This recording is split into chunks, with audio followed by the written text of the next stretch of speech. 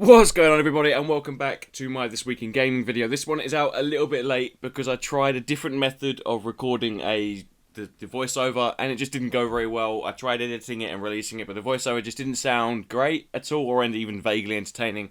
So I said, fuck it, I'll record it a little bit late, and here we are. So yeah, welcome back. Today we'll be covering only two topics with a mention of a third. So yeah, first up today is the Microsoft Scorpio spec list revealed. Surprisingly, Microsoft have announced the in-depth specs of their new flagship console, the Scorpio, with fair doubts coming from most corners of the gaming community that the Scorpio will actually be able to hit and maintain 4K resolution at a steady frames per second. I am here to quickly skim through the basic overview of the specs that I understand. Disclaimer though, I'm by no means a guru when it comes to specifications or the in-depth workings of hardware. First up is a 12GB of DDR5 RAM. This is great news. 4GB of the 12 is reserved for system workings like the dashboard and related Xbox stuff. That leaves 8GB of RAM that developers can access for game development. Bearing in mind that the RAM will not be bogged down by operating systems or other applications that a PC user might be running, that 8GB will be 100% assigned to the game itself. That's a lot of horsepower, and that is great. The fact that it's DDR5 is just a bonus in my eyes. Next up is the CPU. The architecture is an 8-core custom CPU, very similar to the Jaguar cores in all the major platforms. The CPU clocks at 2.3 GHz, making it the fastest console CPU currently coming to market, and it's also unique to the Scorpio, having been custom made and optimized for it. The GPU has a lot of complicated stuff attached to it, but the important one is this. It's 4.6 times more powerful than the Xbox One. Not double, not triple, 4.6 times more powerful. This is a phenomenal achievement and goes some way to convincing me that it could be well worth the investment, and it also lines up to the promised 6 teraflops of performance. Everything else is pretty predictable. You've got the terabyte hard drive, ability to play 4K Blu-rays, and the normal range of ports. What is interesting though is the photographic evidence of Forza being played at 4K 60 frames per second, albeit in a test engine. No point in being drawn into the argument whether it will do 40k 60 frames per second. I think it's a safe bet it won't, not for all games, especially if the theorised price of £400 to £450 is accurate, still though the specs look awesome to say the least.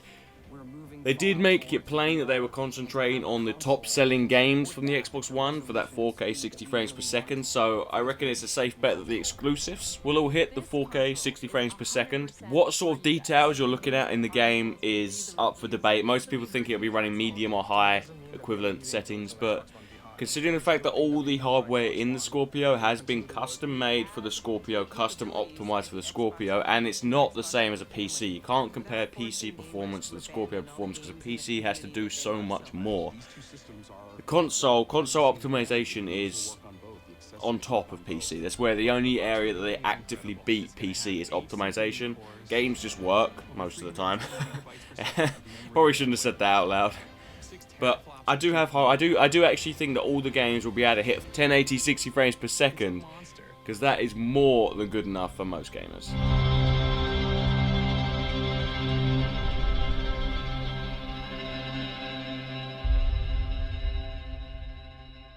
Next up is the new Overwatch event being teased. Blizzard have done a great job of keeping up the free content for Overwatch in general, and with the release of a new comic short based around an Overwatch mission in King's Row, along with a teaser posted on Blizzard's Facebook page briefly, showcasing a number of deducible things. Jeff Kaplan recently said that people after a new Widowmaker skin could be pretty happy with the new update, which when combined with the name of the teaser mission, King's Row Uprising, it easily links to her animated short where she assassinates the Omnic leader, Zenyatta's teacher, while Tracer attempts to stop her. That alone brings a possibility of not only more lore, which is obviously great, but also a host of new skins for those involved in that fatal mission, so the Overwatch crew. There are also rumblings that the event could bring a new PvE mode into the mix, much like Junkenstein's Revenge did for Halloween. Not confirmed, but certainly possible, the idea of another co-op mode does excite me. There's a bunch of other theories on Reddit and other stuff, most of it unbased. There wouldn't be an Overwatch teaser without a ton of fan theory coming with it, would it? Third up and last up for today is the news that the PS3 Production is starting in Japan. Now, I never owned a PS3, I owned a PS1 personally, my parents owned a PS2, I skipped PS3, I had a 360, and I don't own a PS4 either. but I do know what PlayStation exclusives did for single player games. Back on the PS3 you had the Uncharted series, you had whatever that game's called where you have superpowers, can't remember what it's called for the life of me, and then obviously The Last of Us, and just a host of other games that were just really good. And it did beat the Xbox 360 in terms of performance as well, like regular resolutions and frames per second. I still prefer the 360, but there's no arguing what PS3 did for console gaming.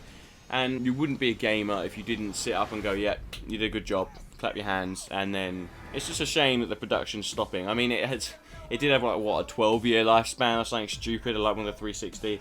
So it's probably about time, especially with the PS4 Pro out now. It is now technically 2 generations old, so you can't be too shocked.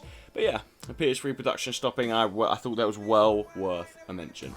I was going to mention today about the whole YouTube requiring 10,000 views before adding ads to videos. That's really awkward to say. Adding ads to videos, but it's not technically to do with gaming, even though it will affect YouTubers that do gaming, and you know, it's just neither here nor there. It doesn't affect me at all, really. But other than that, the news again this week was kind of sparse. I think I'm actually having trouble getting this video and my Spotlight video out on a Sunday out every week. So I'm starting to debate whether this news video is actually even worth doing every week, because I'm finding it harder and harder to find relevant and interesting news.